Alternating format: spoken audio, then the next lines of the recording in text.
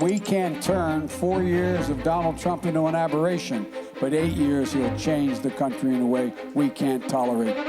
Could you imagine if Sleepy Joe ever became president? This country would be a mess.